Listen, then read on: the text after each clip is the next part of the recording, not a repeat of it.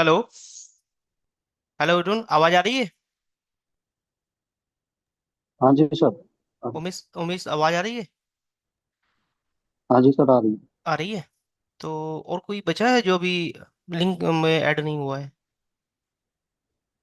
है। सर, दो बच्चे हो गए हैं। 2 मिनट में वेट कर लेते हैं, ठीक है, फिर उसके बाद हम कंटिन्यू करते हैं। ठीक।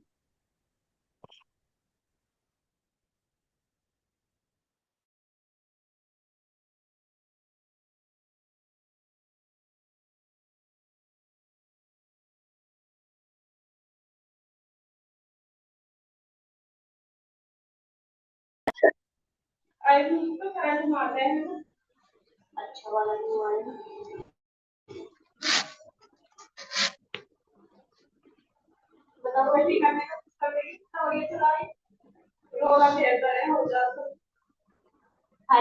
तुम तो अपने कमरे में रवाना कर गई, बड़ा ही अच्छा लगा है भाई वाला जो कुतरा कुतरा उनकी क्या है।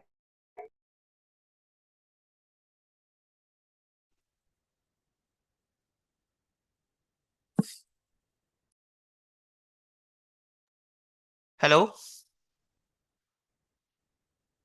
हेलो। जी सर। जी सर। डिस्प्ले शो हो रही है आपको? हाँ सर, हो रही है। हो रही है, चलो ठीक है। हाँ। मैं इंट्रोडक्शन दे दूँ। मेरा नाम प्रवीण है, मैं हरिद्वार का रहने वाला हूँ एक्चुअली। मुझे हॉस्पिटल में 12 ईयर का एक्सपीरियंस है। और बेसिकली मेरा जो वर्क था वो quality head and operation manager भी यहाँ पे था। तो अभी मेरा मेन पर्पज़ है आपको जो मैं इस कोर्स में सिखाने वाला हूँ। एक्चुअली इसके बाद में आपका फाइनल ईयर है या अभी सेकेंड ईयर चल रहा है आपका? ओके। फाइनल है सर। फाइनल सर ये फोर्थ फाइनल ईयर है। फोर्थ सेमेस्टर है ना फोर्थ आपका? सेमेस्टर। जी सर। हाँ जी सर। ठीक है, तो आपके लिए काफ़ी बेनिफिट होने वाला है क्योंकि इस कोर्स के अंदर हम वही चीज़ें सिखाएंगे जो कि आपको हॉस्पिटल में वर्क करना है। और टोटल वो भी बताएंगे कौन कौन सी पोजीशन पे आप वर्क कर सकते हो। ठीक है। तो सबसे पहले बात करते हैं, हमने इसको टोटल हमने 7 मॉड्यूल में डिवाइड किया हुआ है। ठीक है। जो हमारा पहला मॉड्यूल होगा उसमें हम आपको ऑपरेशंस, ओपीडी पेशेंट कौन से होते हैं और जो ओपीडी डिपार्टमेंट होता है ना वो वर्क कैसे करता है उसके बारे में बताएंगे। सेकंड, आपको आईपीडी पेशेंट कौन से होते हैं और इसमें जो आपके आईसीयू होता है, वार्ड होता है, डीलक्स होता है, उसके बाद में आपका कैथ लैब होता है, सीसीयू होता है और सीसीएम, इनके बारे में एक्सप्लेन करेंगे। उसके बाद नेक्स्ट आता है आपका स्कोप ऑफ सर्विसेज। आपको कुछ आइडिया है स्कोप ऑफ सर्विसेज के बारे में? किसी को भी, एनीवन? सर जो सर्विस हॉस्पिटल प्रोवाइड करता है, कौन जो कौन जो सी? Service sir, curative, hmm. Preventive, hmm. Like this sir. देखो, रिहेबिलिटिव सर। इसमें आपकी जैसे क्लिनिकल सर्विसेज होती हैं, ठीक है, उसके बाद नॉन क्लिनिकल होती हैं, उसके बाद में थर्ड आती है आपकी सपोर्ट सर्विसेज होती हैं, उसके बाद 24/7 सर्विसेज होती हैं, ठीक है, उसके बाद में आपकी आउटसोर्स सर्विसेज होती हैं। इन सब के बारे में एक्सप्लेन करेंगे इस चैप्टर के अंदर। उसके बाद आता है आपका पेशेंट राइट एंड रिस्पॉन्सिबिलिटीज। यदि कोई पेशेंट आपके हॉस्पिटल में आता है उसका क्या राइट है क्या रिस्पॉन्सिबिलिटी, उसके बारे में डिस्कशन करेंगे। जो नेक्स्ट टॉपिक होगा हमारा मिशन विजन कोर वैल्यू। यदि कोई भी ऑर्गेनाइजेशन वर्क कर रही है वो इन तीनों के ऊपर काम करती है। यदि किसी भी ऑर्गेनाइजेशन के पास में मिशन विजन कोर वैल्यू नहीं है तो वो अपने आप को इम्प्रूव नहीं कर सकती क्योंकि उसका टारगेट ही नहीं है। उसके बारे में हम आपको एक्सप्लेन करेंगे। थर्ड, फिर नेक्स्ट आएगा फिर इम्प्लॉय राइट एंड रिस्पॉन्सिबिलिटी। जब आप एज ए एम्प्लॉय कहीं पे भी ज्वाइन करोगे किसी भी ऑर्गेनाइजेशन में तो आपको कोई कुछ राइट होंगे और आपके कुछ रिस्पॉन्सिबिलिटीज होंगी जो आपको फॉलो करना है। उसके बारे में हम एक्सप्लेन करेंगे। नेक्स्ट आएगा आपका जॉब डिस्क्रिप्शन। यदि आप एक क्वालिटी एग्जीक्यूटिव ज्वाइन करते हो, क्वालिटी मैनेजर ज्वाइन करते हो या फिर क्वालिटी हेड ज्वाइन करते हो तो आपकी रोल और रिस्पॉन्सिबिलिटीज क्या है। यदि आप ऑपरेशंस में ऑपरेशंस एग्जीक्यूटिव ज्वाइन करते हो, ऑपरेशन असिस्टेंट ज्वाइन करते हो या फिर ऑपरेशन मैनेजर ज्वाइन करते हो या फिर आप फ्लोर मैनेजर ज्वाइन करते हो तो आपकी रोल और रिस्पॉन्सिबिलिटीज क्या होगा। या फिर आप जाते हो एमआरडी में, मेडिकल रिकॉर्ड डिपार्टमेंट में, एज ए असिस्टेंट मैनेजर बन के या मैनेजर बन के, क्योंकि देखो आप एमएचए कर चुके हो, आज नहीं तो कल। ठीक है, आपने एमएचए किया हुआ है, अभी नहीं, 2 ईयर के बाद में आपको मैनेजर तो बनना ही बनना है। बनना है। हाँ जी सर। बनना है ना। तो उसके लिए क्या है, आपको ये भी तो पता होना चाहिए जब मैं मैनेजर बनूंगा मेरा काम क्या होगा। और जब तक आपको यही नहीं पता होगा कि मैं मैनेजर बन गया मेरा काम क्या होगा तो आप कुछ करा भी नहीं पाओगे डिपार्टमेंट में। तो उन चीज़ों के बारे में भी हम एक्सप्लेन करेंगे कि जब आप इन पोजीशन पे वर्क करोगे तो आपको कौन कौन से वर्क करने कौन से नहीं करने।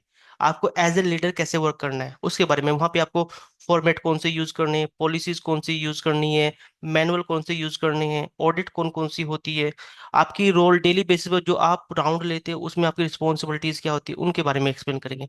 अब बात करें सेकंड में, सेकंड मॉड्यूल जो उसमें बताएंगे हम आपको, जो डिपार्टमेंटल होते हैं, कोई क्लिनिकल और नॉन क्लिनिकल डिपार्टमेंट होते हैं, टोटल 34 डिपार्टमेंट होते हैं, सॉरी, उनके बारे में बताएंगे। उसके बाद पेशेंट एडमिशन एंड डिस्चार्ज, यदि आपके हॉस्पिटल के अंदर कोई भी पेशेंट आता है, उसका एडमिशन प्रोटोकॉल क्या होता है और डिस्चार्ज प्रोटोकॉल क्या होता है। इसमें एडमिशन में भी दो होते हैं, एक तो होता है आपका जनरल एडमिशन, सेकंड होता है आपका आईसीयू एडमिशन। ये दोनों अलग अलग होते हैं, दोनों सेम नहीं होते। एक्चुअली कैसे, सपोज करो कि आप हॉस्पिटल में गए, आप इमरजेंसी में जाने के बाद में आपने क्या किया, आपको बोला जाता है कि भाई जाओ अपना रजिस्ट्रेशन करा के आ जाओ, है नहीं। तो वहां पे आपका रजिस्ट्रेशन प्रोटोकॉल अलग होता है, लेकिन जब आपको आईसीयू में आपका एडमिशन होता है वहां के लिए प्रोटोकॉल अलग होते हैं, उनके बारे में यहाँ एक्सप्लेन किया जाएगा। उसके बाद में यहाँ पे आता है आपका discharge TAT. Discharge TAT, TAT की फुल फॉर्म होती है टर्न अराउंड टाइम। ये हम कैसे निकालते हैं, इसकी केपीआई भी है। केपीआई का मतलब जैसे की परफॉर्मेंस इंडिकेटर, एक क्वालिटी इंडिकेटर भी, उसके बारे में भी एक्सप्लेन करेंगे कि बाई चांस आपका कोई पेशेंट डिस्चार्ज होकर जा रहा है तो आप कैसे आइडेंटिफाई कर पाओगे कि हमारे यहाँ पे जो बेंच मार्क है वो प्रॉपर वर्किंग में है या नहीं है, उसके बारे में आपको एक्सप्लेन किया जाएगा। ठीक है। नेक्स्ट आता है आपका एमएलसी केसेस। इमरजेंसी के अंदर जितने भी एमएलसी केसेस आते हैं, आपकी पीआई जाते हैं, और उसका आइडेंटिफिकेशन कैसे होता है, पीआई आपको कैसे फिल करनी होती है, वो सब चीजें हम इसके इस ये यहाँ पर आपको एक्सप्लेन करेंगे। उसके बाद में यदि कोई पेशेंट आपका इमरजेंसी से ट्रांसफर किया जा रहा है आउटसाइड या इनसाइड, आउटसाइड का मतलब ये है कि दूसरे हॉस्पिटल में हम कुछ भेज रहे हैं या फिर हम अपने डिपार्टमेंट में शेयर करें, सपोज करो उसे आईसीयू में एडमिट कराना है या हमें डिलेक्स में भेजना है या जनरल वार्ड में भेजना, उसका ट्रांसपोर्ट प्रोटोकॉल क्या है उसके बारे में बताएंगे। ठीक है। नेक्स्ट आएगा आपका डॉक्यूमेंटेशन का। आपको पता है कि जो आपका ओपीडी आईपीडी डिपार्टमेंट होता है उसमें डॉक्यूमेंट की रिक्वायरमेंट होती है। अच्छा, आप लोगों में प्रिस्क्रिप्शन फॉर्म के बारे में किसी किसे पता है, प्रिस्क्रिप्शन फॉर्म के बारे में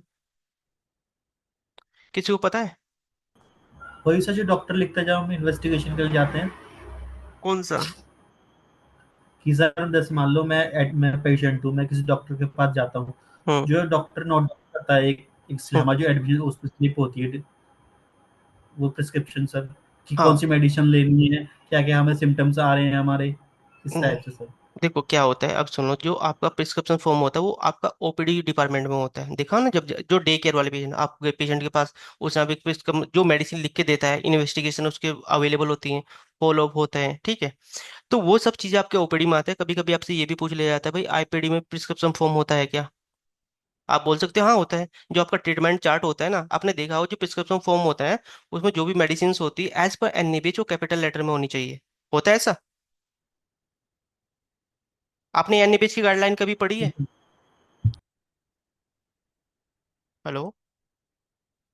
चलो अभी डिस्कशन करें, उसके बाद नेक्स्ट आता है आपका हॉस्पिटल इमरजेंसी कोड। यहाँ पे आपके 7 कोड होते हैं, उनके बारे में हम आपको एक्सप्लेन करेंगे। 7 कोड कौन कौन से होते हैं, उनकी कलर कोडिंग क्या होती है, उनका अनाउंसमेंट सिस्टम होता है क्या होता है, उसको हम वेरीफाई कैसे करते हैं, उसके लिए डॉक्यूमेंट कौन कौन से बनाने होते हैं, और डिस्प्ले करने का प्रोटोकॉल क्या होता है उसके बारे में एक्सप्लेन करेंगे। उसके बाद एक मेन चीज आती है यहाँ पे, जब भी कोई इमरजेंसी कोड आप के बारे में आपको पता क्यों होना चाहिए, जब भी कभी कभी कोई मॉक ड्रिल होती है, मॉक ड्रिल जब अनाउंस होती है वो कलर कोड के बिहाफ पे होती है। यदि आपको कलर कोड की नॉलेज ही नहीं होगी तो आप कंडक्ट भी नहीं कर पाओगे। यदि आप ऑपरेशंस हेड बन के जाते हो या फिर क्वालिटी मैनेजर बन के जाते हो या एडमिनिस्ट्रेशन ऑफिसर बन के जाते हो, तो आपको तो इनका 100% पता होना चाहिए, क्योंकि आप तो रिस्पॉन्सिबल पर्सन बन जाते हो वहाँ पे। इसके बाद ले इसके बारे में एक्सप्लेन करेंगे। उसमें नेक्स्ट होगा आपका ईआर, जो इमरजेंसी डिपार्टमेंट होता है, उसमें भी हमारे कुछ कोड होते हैं उसके, जिसे हम ट्राइज भी बोलते हैं। उसके बारे में एक्सप्लेन करेंगे कि आप ट्राइज कैसे आइडेंटिफाई करते हो, आपका जो डिजास्टर मैनेजमेंट होता है ट्राइज पे कैसे वर्क करता है, डिजास्टर मैनेजमेंट प्लान आप कैसे बनाते हो, डिजास्टर मैनेजमेंट मॉक ड्रिल आप कैसे कराते हो, डिजास्टर मैनेजमेंट के लिए किट कौन सी रिक्वायरमेंट होती है, डिजास्टर मैनेजमेंट में टीम कौन कौन सी होती है, टीम मेंबर कौन कौन से होते हैं, उसके बारे में हम एक्सप्लेन करेंगे यहाँ पर। ठीक है। उसको नेक्स्ट चलते हैं हम, थर्ड मॉड्यूल होगा मैं, इसमें बताएंगे हम क्वालिटी इंडिकेटर। जो आपके क्वालिटी इंडिकेटर, अगर एज पर फिफ्थ एडिशन के बारे में बताऊँ मैं एनएबीएच में, उसमें 32 क्वालिटी इंडिकेटर है। ठीक है। लेकिन जो अभी हमारा 6th एडिशन आ गया है, अभी जो मार्च से हमारा 6th एडिशन चल गया है, उसमें हमारे 50 क्वालिटी इंडिकेटर है। ठीक है। इन दोनों के बारे में मैं एक्सप्लेन करूँ, क्वालिटी इंडिकेटर क्या कौन कौन से होते हैं। आप दूसरा आपने क्वालिटी इंडिकेटर भी बनाए हुए हैं, दूसरा आपने डेटा भी कैप्चर किया, उसके बाद डैशबोर्ड कैसे बनाओगे, ये बहुत जरूरी है। लोगों को नहीं पता होता डैशबोर्ड कैसे बनाते हैं। क्योंकि जब आप कोई भी डेटा प्रेजेंट करते हो, अगर डैशबोर्ड आपके पास बना हुआ है, तो आप इजीली से आइडेंटिफाई कर पाते हो कि किस ईयर मंथ में आपका जो कोई भी इंसिडेंट है वो फ्लक्चुएट कैसे हो रहा है उसके बारे में, ठीक है। उसके बाद नेक्स्ट आएगा आपका patient safety goal and incident reporting. Patient जो आपका अपना जेसीआई सुना होगा, जॉइंट कमीशन ऑफ इंटरनेशनल्स, उसमें जो फोकस होता है ये पेशेंट सेफ्टी गोल के बारे में होता है। इसके बारे में हम पूरी चीजें आपको एक्सप्लेन करने वाले हैं कि 6 पैरामीटर्स कौन कौन से होते हैं, उनको डिस्प्ले कैसे करते हैं, उसकी पॉलिसीज कैसे बनती है, ट्रेनिंग देने का प्रोटोकॉल क्या है, यदि कोई उसमें से कोई भी इंसिडेंट होता है तो उसकी इंसिडेंट रिपोर्टिंग कैसे करते हैं, उसमें आपको आरसीए कैसे करना है, कापा कैसे करना है, ये बोलते हैं ना एक्शन टेकन, उसके बारे में एक्सप्लेन करेंगे इसके अंदर। उसके बाद नेक्स्ट आता है इन्फेक्शन कंट्रोल। ये बहुत जरूरी, आपने देखा होगा कि हर हॉस्पिटल में एक आईसीएन होती है जिसे बोलते हैं इन्फेक्शन कंट्रोल नर्स, ठीक है। उसकी क्या रिस्पॉन्सिबिलिटीज होती है इन्फेक्शन को कंट्रोल करने के लिए? एक होता है एच ए आई जिसे बोलते हैं हॉस्पिटल एसोसिएट इन्फेक्शंस। इसके अंदर हमारे कुछ क्वालिटी इंडिकेटर होते हैं, जो आपकी नर्सिंग होती है उसके अंदर टोटल आपके 22 क्वालिटी इंडिकेटर होते हैं।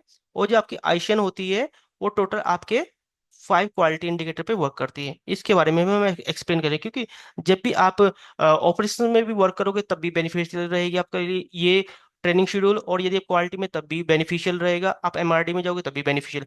आने वाले टाइम में बताने वाला कि आप कौन कौन सी पोजीशन पे वर्क कर सकते हो, ठीक है। उसके बाद है नेक्स्ट आपका होता है बायोमेडिकल वेस्ट। ये बहुत जरूरी है, इसकी तो नॉलेज हर किसी को होनी चाहिए। बायोमेडिकल वेस्ट सेग्रीगेशन कैसे होता है, स्टोरेज कैसे करते हैं, इन्वेंट्री मैनेजमेंट कैसे करते हैं, उसका ट्रांसफर प्रोटोकॉल क्या है, हम जैसे क्या बोलते हैं हाइपोक्लोराइड यूज करते हैं तो बायोमेडिकल वेस्ट में हम कैसे यूज करते हैं, उसके बारे में एक्सप्लेन किया जाएगा। उसके बाद इसमें एनुअली रिपोर्ट बनती है आपकी बायोमेडिकल वेस्ट मैनेजमेंट के बारे में, उसके बारे में भी एक्सप्लेन किया जाएगा। क्योंकि हमारे पास दो है ना, एक तो आपकी 2016 की बायोमेडिकल गाइडलाइन यूज होती है, एक 2019 की। इन दोनों के बारे में भी एक्सप्लेन करूंगा, इनमें दोनों में डिफरेंस क्या है, ओके। उसके बाद नंबर 4 मॉड्यूल होगा, हम इसमें मैं आपको एनईपी 6 एडिशन के बारे में बताऊंगा कि एनईपी 6 एडिशन में चैप्टर कितने हैं, स्टैंडर्ड कितने हैं, ऑब्जेक्टिव एलिमेंट कितने हैं, और क्वालिटी इंडिकेटर मैंने आपको बता ही दिए, ठीक है।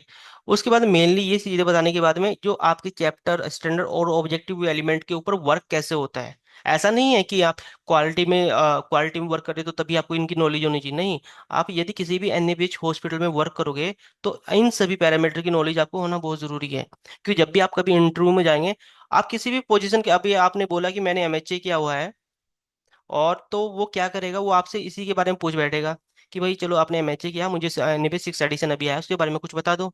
तो आपको बेसिक फंडामेंटल तो पता होना चाहिए कि भाई एक्चुअली ये आया है तो इसमें चेंजेस क्या है, 5th एडिशन में 6th एडिशन में दोनों में चेंजेस क्या है, और कौन कौन से चैप्टर हमारे चेंज हुए हैं। यदि आपको हमने बोला कि चलो भाई आप एनएबीएच कोऑर्डिनेटर वर्क कर लो, तो उसमें पता होना चाहिए कि भाई आपको वर्क कैसे करना है, आपको क्वालिटी प्लान कैसे बनाना है, आपको फॉर्मेट कैसे इंप्लीमेंट करनी है, आपके पास फॉर्म फॉर्मेट कौन कौन से होने चाहिए, उसका कंट्रोल नंबर कैसे यूज करते हैं। उसके बाद में आप कमेटी से उसका परमिशंस कैसे लेते हैं, कमेटी कैसे आपको ऑथराइज करती है, अप्रूवल किस बिहाफ पे मिलता है, उन सब की आपको नॉलेज होनी चाहिए। उसके बाद बताऊंगा मैं आपको नंबर ऑनलाइन एप्लीकेशन फॉर एनईपीएच। यदि आप एंट्री लेवल या फुल एक्रेडिटेड हॉस्पिटल में जाते हो और आपको बोला जाए कि भाई आप हमारे लिए एनईपीएच के लिए अप्लाई कर दो, तो आपको ऑनलाइन अप्लाई करना आना चाहिए। उसके लिए आपको एंट्री लेवल के लिए कैसे अप्लाई करना है और फुल एक्रेडिटेशन के लिए कैसे करना है, यानी जो हमारे एंट्री लेवल पे है उसके बारे में बताऊंगा, और 6 एडिशन के लिए कैसे अप्लाई करना है वो भी बताऊंगा, ठीक है। उसके बाद है क्वालिटी इंडिकेटर डेटा कलेक्शन, ये बहुत जरूरी है। जब भी आप डेटा कैप्चर करते हैं आपके पास में रो डेटा होना बहुत जरूरी है। यदि आपके पास रो डेटा नहीं है तो आप क्वालिटी इंडिकेटर नहीं बना पाओगे। कभी भी आप जिस हॉस्पिटल में वर्क करोगे तो सबसे ज्यादा फोकस होता है क्वालिटी इंडिकेटर पर। यदि आप क्वालिटी इंडिकेटर नहीं बना रहे हैं तो आप अपनी ऑर्गेनाइजेशन की परफॉर्मेंस को इम्प्रूव नहीं कर सकते। उसके बारे में पूरी चीजें आपको एक्सप्लेन की जाएंगी। उसके बाद आएगा नेक्स्ट आपका एमएसडीएस, जिसे बोलते हैं मटेरियल सेफ्टी डेटा शीट। भाई अगर आप हाउस कीपिंग में वर्क करा रहे हो, आप as a housekeeping manager हो, ठीक है, तो वहां पे आप इसका रोल क्या होता है एमएसडीएस का, इसे कैसे फॉलो किया जाता है, डिस्प्ले करने का प्रोटोकॉल क्या है, इसकी कलर कोडिंग क्या होती है, यदि आपके वहाँ पर कोई भी केमिकल डल गया तो आप उससे कैसे अपने आप को सेव कर सकते हो, उसके बारे में एक्सप्लेन किया जाएगा। और यहाँ पे मैं पीपी किट के बारे में भी एक्सप्लेन करूंगा आपको। उसके बाद नेक्स्ट आ गया आपका इंटरनल ऑडिट टॉपिक। भाई एक्चुअली आप हॉस्पिटल में वर्क कर रहे हो तो दो तरीके हैं आपके पास, क्लिनिकल है और दूसरा नॉन क्लिनिकल है। सपोज करो नॉन क्लिनिक, आपको बोला गया कि भी आप इनकी ऑडिट करो, तो सबसे पहले आपको ऑडिट का पता होना चाहिए कि आपको ऑडिट कौन कौन सी करनी है, उस ऑडिट के अंदर पैरामीटर कौन कौन से हैं। उसके बाद गैप एनालिसिस के बारे में पता होना चाहिए, क्योंकि जो गैप एनालिसिस आपको पता चलेगा जब आप इंटरनल ऑडिट करोगे। ऐसा नहीं, सपोज करो कि आप ऑपरेशंस में हो और हमने क्या किया, आपको मैं क्वालिटी में हूँ, आप ऑपरेशन में हो, मैंने आपको टीम मेंबर बना दिया कि सर हम ऑडिट करने जाएंगे, आप हमारे टीम मेंबर हो। अब सपोज करो कि आपको यही नहीं पता कि यार इंटरनल ऑडिट हम करते क्यों हैं, क्या इसमें पैरामीटर है, तो आप मुझे सपोर्ट कर पाओगे?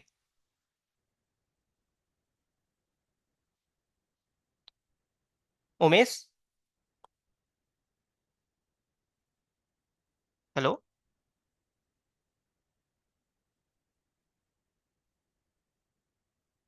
हेलो, गोपाल बोस, आवाज आ रही है?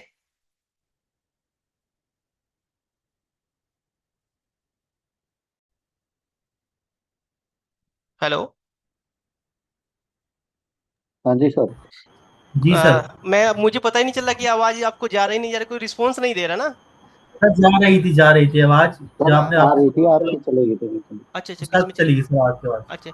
हाँ, मैंने एक बात बोली थी, अभी हम बात कर रहे थे कि सपोज करो कि आप मेरे साथ में टीम में हो, ठीक है, मैं क्वालिटी मैनेजर हूँ, आप ऑपरेशंस मैनेजर हो, तो आप, मैं बोलूँगा आप मेरी टीम में आ जाओ वर्क करने, आप आ जाओगे?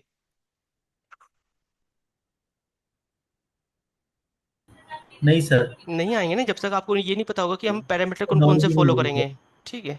जी तो सर। उसके बाद में नेक्स्ट हम एक मिनट, एक मिनट, रुक जाना। उसके बाद है आपका, देखो, नेक्स्ट आ गया हमारा क्वालिटी एश्योरेंस प्रोग्राम। इसमें जो आपका क्वालिटी एश्योरेंस प्रोग्राम होगा, आपका ईआर का होगा, जो इमरजेंसी का होगा, ओटी का होगा, उसके बाद में आपका आईसीयू का होगा, उसके बाद नेक्स्ट होगा आपका कैथ लैब, जो क्वालिटी एश्योरेंस होते हैं, और उसके बाद नेक्स्ट आता है आपका पैथोलॉजी लैब के लिए। ठीक है। ये आपके कुछ क्वालिटी एश्योरेंस प्रोग्राम होते हैं, हम इसको बनाते कैसे हैं, इम्प्लीमेशन का प्रोटोकॉल क्या होता है, इसके अंदर रिटर्न में क्या क्या इंफॉर्मेशन होती है, उसके बारे में हम एक्सप्लेन करेंगे यहाँ पर। ठीक है। उसके नेक्स्ट आ गया क्लिनिकल ऑडिट टॉपिक। हॉस्पिटल के अंदर कौन कौन सी क्लिनिकल ऑडिट होती है, उसके कौन कौन से टॉपिक होते हैं, और वो आपको क्लिनिकल ऑडिट आप कर कैसे सकते हैं, उसके बारे में बताया जाएगा। उसके बाद नेक्स्ट आएगा HIC बजट, क्वालिटी और HIC यानी हॉस्पिटल इन्फेक्शन कंट्रोल बजट, दो बजट बनते हैं, उन दोनों के बारे में भी आपको एक्सप्लेन किया जाएगा प्रॉपर। ठीक है। अब बात करते हैं हम नेक्स्ट की, नेक्स्ट है हमारा नंबर 5 मॉड्यूल। इसमें है आपका सबसे पहले आएगा IPSG गोल। यहाँ पे आपको डिटेल में बताऊंगा मैं स्ट्रक्चर बेस्ड कि IPSG गोल हम कैसे यूज करते हैं। उसके बाद एक इसमें ऑडिट होती है, इसमें IPSG में हम ऑडिट कैसे करते हैं, पेशेंट का डबल बैंड हम कैसे देखते हैं, उसके बारे में बताया जाएगा। उसके बाद नेक्स्ट आएगा आपका स्पिल मैनेजमेंट। इसमें मैं तीनों बताऊंगा आपको। पहले आपको बायोलॉजिकल, बायोलॉजिकल कौन सी होती है, सेकंड आपका केमिकल, केमिकल स्पिल, और थर्ड होता है आपका मरकरी। ठीक है। इन तीनों के बारे में एक्सप्लेन किया जाएगा।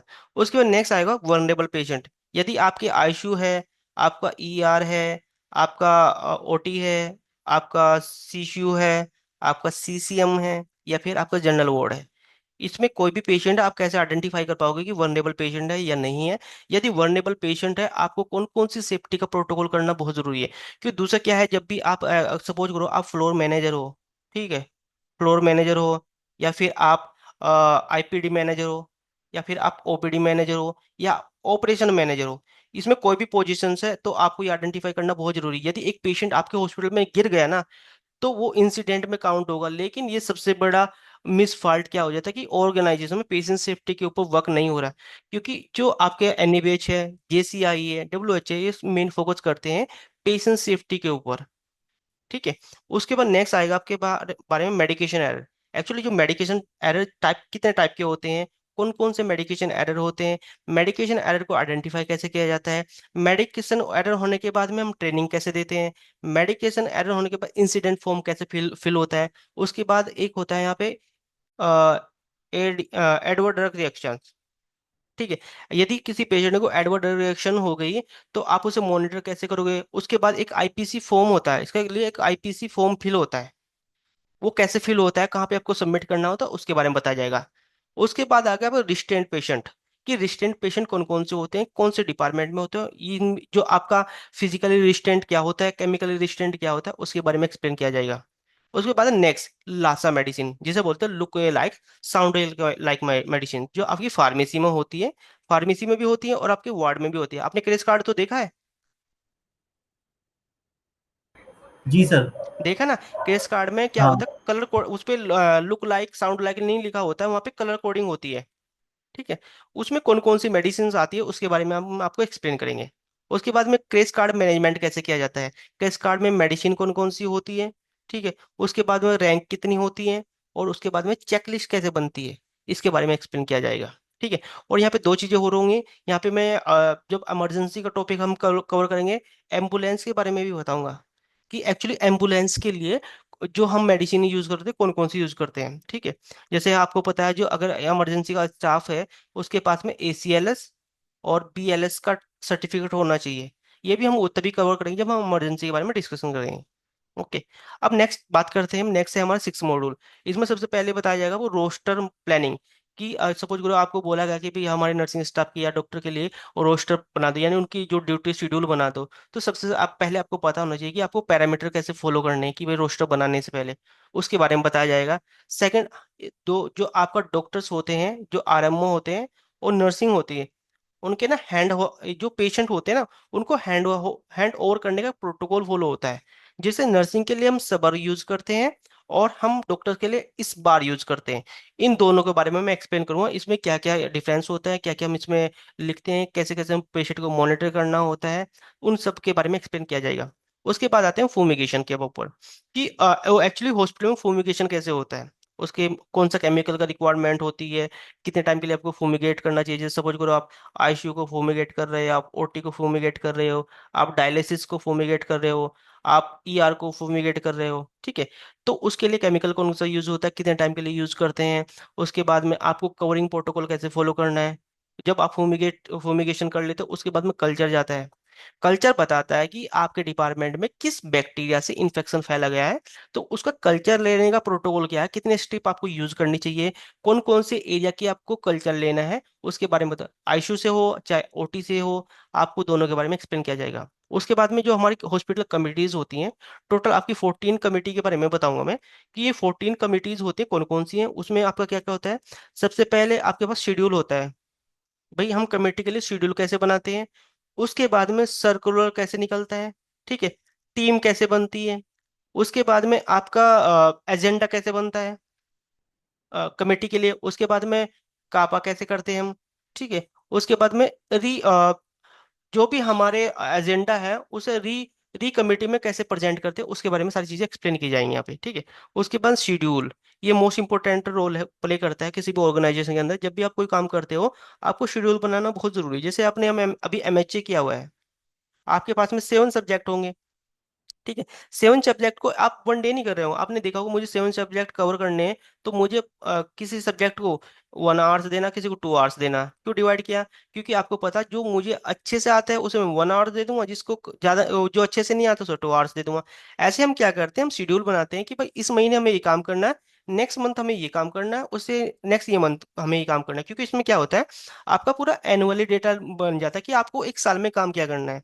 कभी कभी आपसे पूछ लिया जाता है कि भाई आप एक्चुअली हॉस्पिटल में वर्क कर रहे हो, आपका क्या प्लान है, आप क्या करने वाले हो। जब तक आपके पास शेड्यूल नहीं होगा, प्लानिंग नहीं होगी, तो आप किसी भी वर्क को एग्जीक्यूट नहीं कर पाओगे। तो आपको शेड्यूल कैसे बनाना है, जैसे आपको मॉक ड्रिल का बनाना है, ट्रेनिंग शेड्यूल बनाना है, कमेटी शेड्यूल बनाना है, इंटर ऑडिट का शेड्यूल बनाना है, उसके बारे में यहाँ पे एक्सप्लेन किया जाएगा। ओके, अब लास्ट है हमारा 7 मॉड्यूल। इसमें आप सबसे पहले बताऊंगा मैं कोड ऑफ कंडक्ट के बारे में। HR में कोड ऑफ कंडक्ट प्ले होता है, इसके बारे में बताऊंगा। अटेंशन के बारे में बताऊंगा। उसके बाद में एक IPD फाइल होती है आपकी, सॉरी HR फाइल होती है, जिसे हम स्टाफ फाइल भी बोलते हैं या, ठीक है।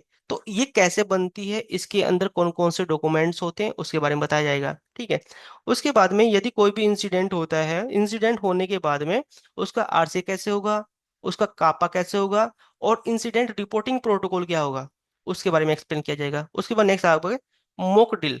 मॉक ड्रिल यहाँ मैं आपको मैनुअल बताऊंगा, जैसे आपकी कोड ब्लू हो गया, आपका कोड रेड का हो गया जो फायर के लिए, कोड ब्लू आपका होता है कार्डियक अरेस्ट या इमरजेंसी सिचुएशन के लिए। उसके बाद में कोड येलो के बारे में, उसके बाद code pink, code violet, code black, इनके बारे में जो भी मॉक ड्रिल्स होती है उसके लिए फॉर्मेट आपको कैसे यूज करना है, उसके लिए आपको कौन कौन से पैरामीटर को जो आपकी मॉक ड्रिल करने से पहले कौन कौन से पैरामीटर को आपको फॉलो करना है उसके बारे में बताया जाएगा। उसके बाद में टीम आपको कैसे बनानी है, मॉक ड्रिल अनाउंस कराने का सिस्टम क्या है। उसके बाद में मॉक ड्रिल आपकी अनाउंस करा दी आपने, पूरी मॉक ड्रिल आपकी कवर हो गई, उसके बाद क्लोज करने का सिस्टम क्या है। उसके बाद में आप वहाँ पे गैप एनालिसिस कैसे करते हो, इन सब के बारे में इस टॉपिक के अंदर हम आपको एक्सप्लेन करेंगे, ठीक है। उसके बाद होता है इंडक्शन ट्रेनिंग, ये बहुत जरूरी है। या जब भी यदि आप एचआर डिपार्टमेंट में जाओगे तो सबसे 100% फोकस होता है इसके ऊपर, क्योंकि जब भी कोई नया स्टाफ किसी भी ऑर्गेनाइजेशन में ज्वाइन होता है सबसे पहले उसका इंडक्शन ट्रेनिंग होता है।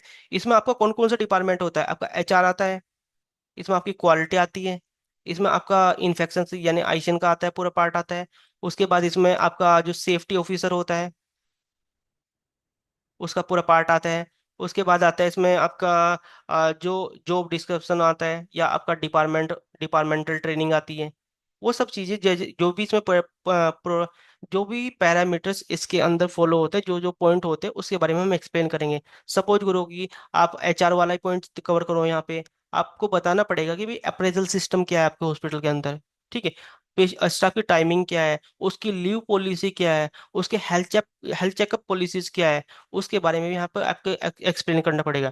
दूसरा, एचआर में मैनुअल कैसे यूज होता है, पॉलिसीज कौन कौन सी होती है। वहाँ पे एक आपकी सेक्सुअल हरासमेंट कमेटी होती है, या उसे हम इंटरनल इंटरनल कंप्लेंट कमेटी भी बोलते हैं, ठीक है, या पोस्ट कमेटी के नाम से भी जानते हैं।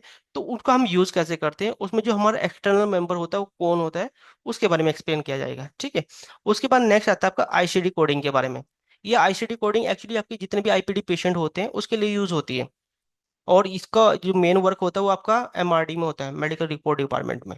ओके। यहाँ पे इसके साथ में एक और कर वर्क करूँगा, सीएसडी। ये बहुत ज़्यादा इंपॉर्टेंट है। यदि आपको सीएसडी की नॉलेज नहीं है तो आप ओटी में कोई भी इंप्रूवमेंट नहीं करा सकते, क्योंकि ओटी के अंदर जो भी इन्फेक्शन वो स्प्रेड होता है वो मोस्टली आपका सीएसडी से होता है। तो ये सब चीज़ें हम इस कोर्स में आपको कंप्लीट कराने वाले हैं। ओके।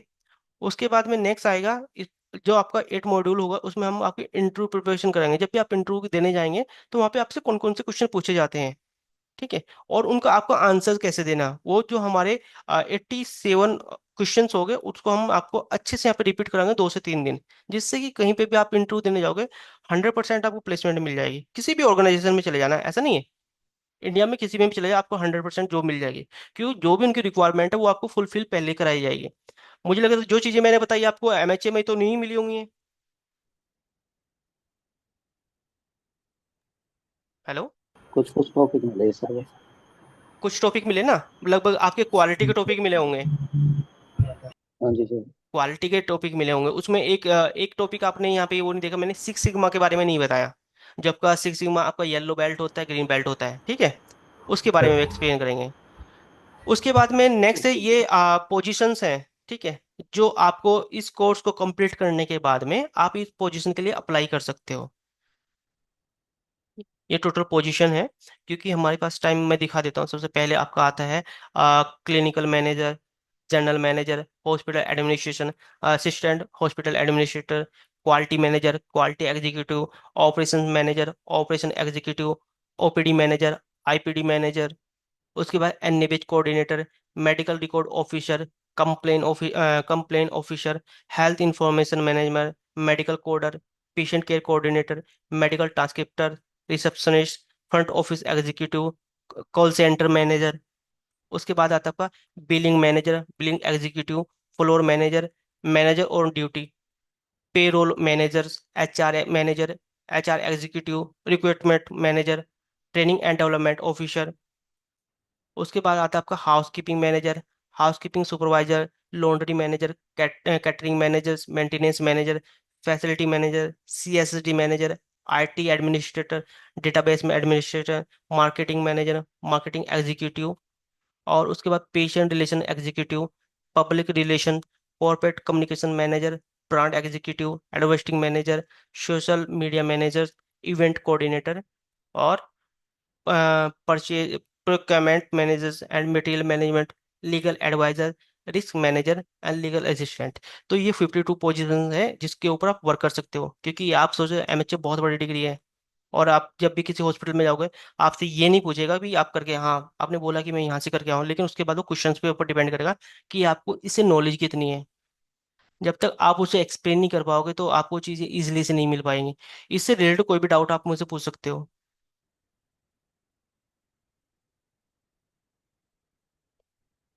गोपाल बोस, आवाज आ रही है? आ रही आ रही। हम्म। तो हाँ जी इससे आ रही। इससे रिलेटेड कुछ डाउट है? किसी को डाउट है बेटा पूछ लो सर से।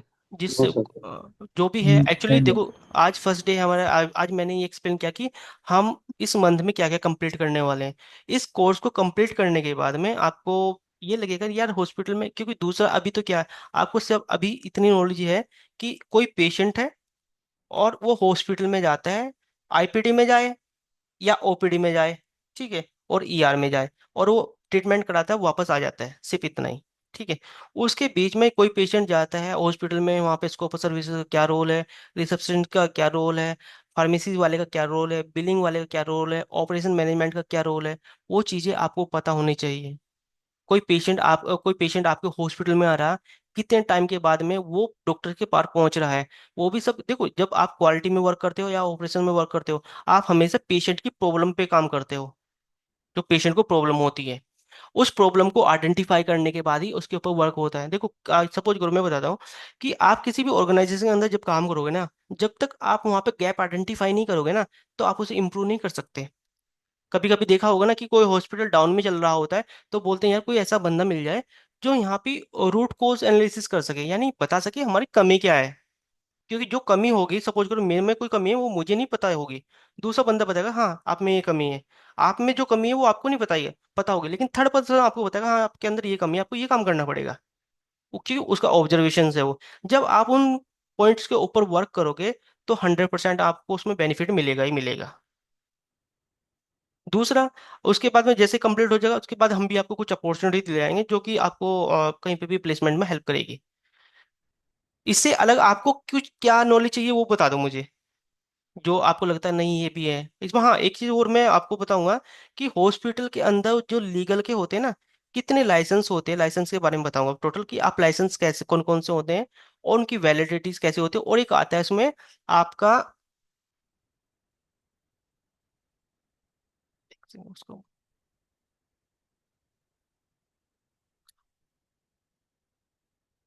हेलो।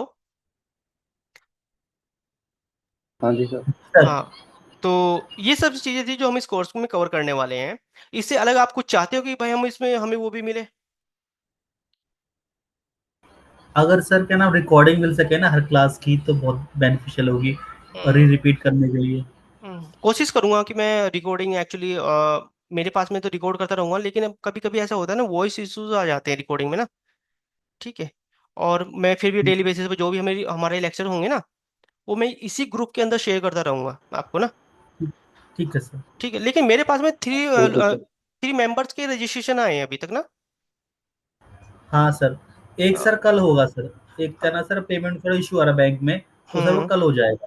हाँ, क्योंकि अभी मुझे लगता है 7-8 लोग हैं ना, तो सिर्फ हाँ तीन जी का, सर। एक्चुअली मैं अभी चेक कर रहा था, तो मैं देखा 3 ही मेंबर्स का वहाँ पे रजिस्ट्रेशन हुआ अभी तक ना। हाँ हाँ सर। ठीक है। तो सर, कोई डाउट हो कुछ भी पूछ लो अभी, फिर हम कल से हमारा पहला टॉपिक होगा इसको कवर करेंगे। अ, आपका कौन सा है, आईपीडी वाला ना? हाँ, ये यस। आईपीडी वाला पहले ओपीडी। कल हम इसी को कवर करेंगे। दूसरा, हम जल्दबाजी नहीं करेंगे, हम एक्चुअली मैं चाहता हूँ इस इस ट्रेनिंग में आप सब कुछ सीख के जाएं। और इसको करने के बाद में आपको ऐसा नहीं लगेगा कहीं पे कि आप जाते हो और आप इंटरव्यू देते हो, आपको लगता नहीं यार ये मुझे नहीं आता। ना, ज्यादा तो नहीं, 80% आपको नॉलेज हो जाएगी कि हाँ हॉस्पिटल में वर्क कैसे होता है। आपका जो एमएचए का सिर्फ एक ही चीज का एक ही यूज आया होगा, जब आप कभी किसी हॉस्पिटल में वर्क करोगे, आपने सुना होगा फंक्शन ऑफ मैनेजमेंट, सुना है ना? वो यूज होगा आपका, उसको हाँ जी हंड्रेड सर। परसेंट आपको लर्न होना चाहिए हो। 666 पैरामीटर्स वो इम्प्लीमेंट होते हैं, उसी के भी आप वर्क करते हो। दूसरा, आपको टैरिफ की भी नॉलेज होनी चाहिए, टैरिफ क्या होता है। और दूसरा एक और होता है, हाँ, लीगल ट्रैकर।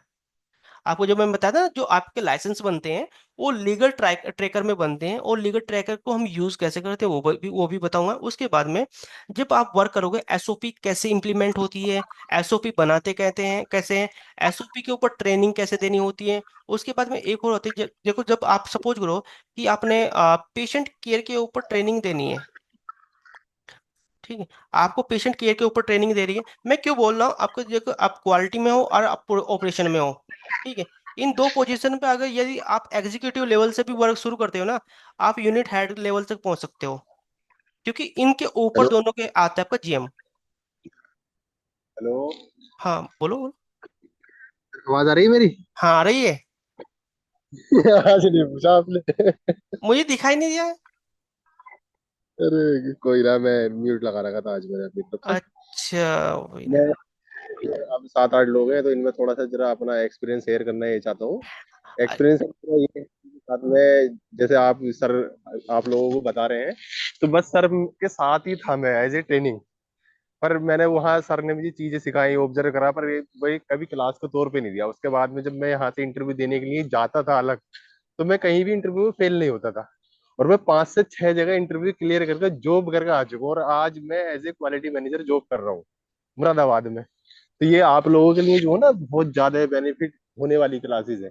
जबकि सर ने मुझे इतना कुछ नहीं बताया था, बस मैं गया था, और जब गया था मैं सर के पास, तो वहां मुझे ये नहीं पता कि हॉस्पिटल में क्या क्या काम होता है, मुझे कुछ भी नहीं पता था। और पहले दिन जब सर से मैं मिला था, तो सर ने मुझसे पूछा था आप काम कहाँ करना चाहते हो, मैं क्वालिटी में, क्वालिटी का क्यों भी नहीं आता था मुझसे। और आज सर ने मुझे, सर को देख देख के, सर से मैंने बातें सीख सीख कर, उनका काम करने का तरीका देख देख के जो है ना, मैं बहुत सारी चीजें सीख चुका हूं। अब मैं कहीं भी जाता हूँ ना इंटरव्यू देने के लिए, तो मैं फेल नहीं होता हूँ कहीं भी। तो आप ये 2 से 3 महीने की जो भी सर का कोर्स है, क्लास, अगर इसे रेगुलर कंटिन्यू आप ज्वाइन करते हो ना, तो आपको इजिली, बहुत आसानी से कहीं भी जॉब लग सकती है। आप कहीं भी इंटरव्यू में फेल ही नहीं होगे।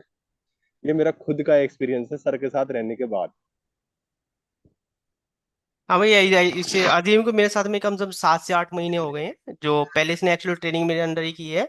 तो उसके बाद काफी ये कंटिन्यू, इसके कम से कम 2 से 3 महीने वो कंटिन्यू ट्रेनिंग ले रहा है। क्योंकि देखो क्या होता है, क्वालिटी डिपार्टमेंट काफी बड़ा है। अगर कोई बोले ना कि मैं क्वालिटी को 1 मंथ में या 2 मंथ में कंप्लीट कर दूं, तो वो नहीं हो सकता, वो पॉसिबल नहीं है। क्योंकि आपका टोटल 1685 ऑब्जेक्टिव एलिमेंट होते हैं, वो आपको देखा अगर 651 ऑब्जेक्टिव एलिमेंट आपको मिलेंगे सिर्फ अगर जब आप एनए पे देखो। लेकिन इतने ऑब्जेक्टिव एलिमेंट के ऊपर आपको काम करना होता है जब भी आप क्वालिटी में जाते हो या ऑपरेशंस में जाते हो। तो वो आपको सीखना बहुत जरूरी है, उसके लिए कम से कम आपको लंबा लॉन्ग टाइम के लिए कनेक्ट रहना पड़ेगा। हाँ, इस महीने के 1 महीने में आपको पूरा कोर्स हम कंप्लीट करा देंगे, जो आपको 100% प्लेसमेंट दिलवा देगा। हम आपको प्लेसमेंट में भी हेल्प करेंगे, आप रिज्यूम शेयर करना, हम आगे भी उसको फॉरवर्ड करेंगे, जहाँ पे भी रिक्वायरमेंट होगी। आप हमारी रेफरेंस से भी वहाँ जा सकते हो। दूसरी बात ये है कि हॉस्पिटल में जो ना मल्टीपल जॉब रहती है, अगर आपको अच्छी नॉलेज है ना, तो सैलरी भी अच्छी मिलती है, पैकेज भी अच्छा मिलता है, और बहुत सारे डिपार्टमेंट होते हैं काम करने के लिए। कहीं भी काम कर सकते हो।